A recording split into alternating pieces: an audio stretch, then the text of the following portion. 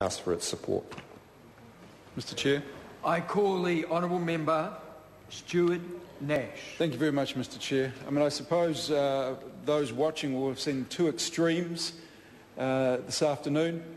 This is a bill where I think every party in the House actually agrees on.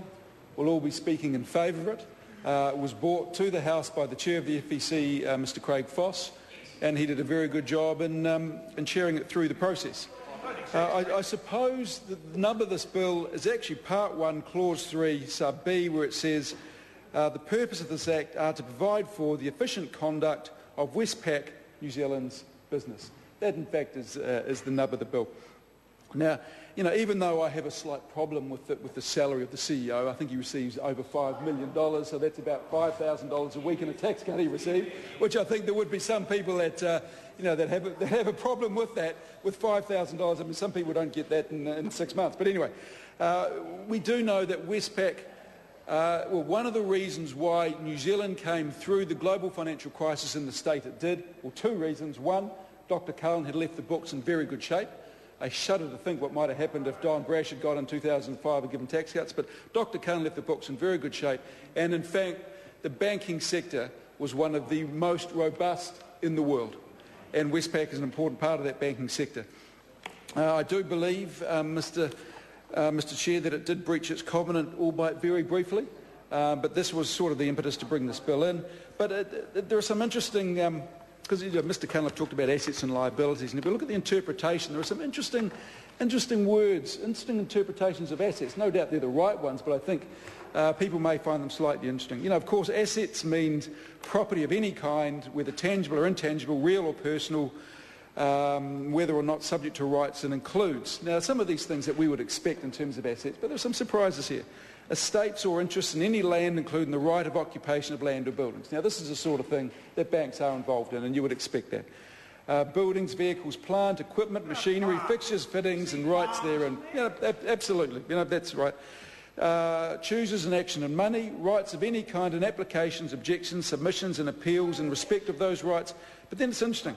Remember what we're doing here is removing assets to Westpac New Zealand Corporation to allow them to meet the requirements of the Reserve Bank. And one of them is goodwill in any business undertaking.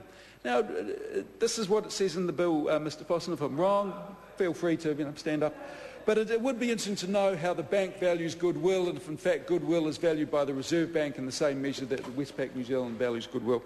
The second one is, this is E4, Clause 4, intellectual property and applications pending for intellectual property.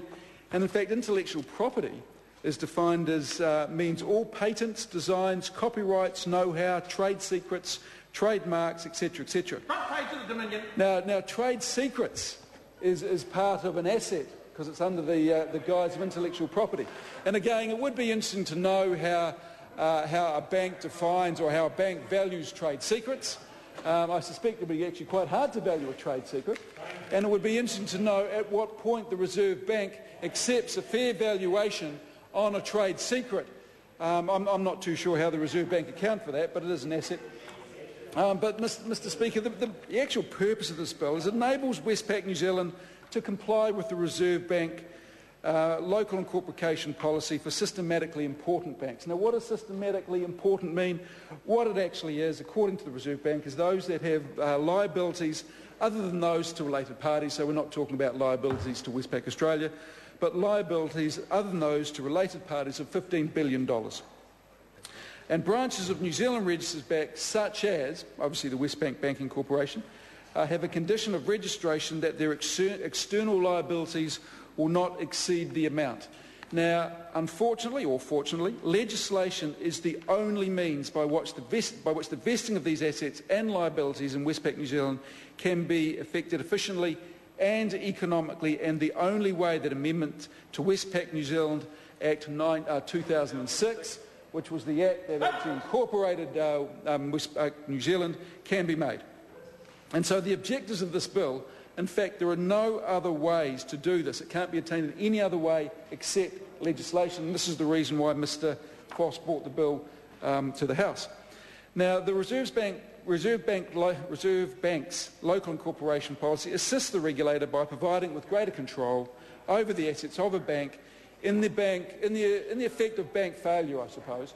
So part of this, well, a huge part of this, is in fact providing certainty for those who have deposits and mortgages and all this other sort of and assets with Westpac New Zealand. And as I mentioned, I defined what assets is as determined by the bill.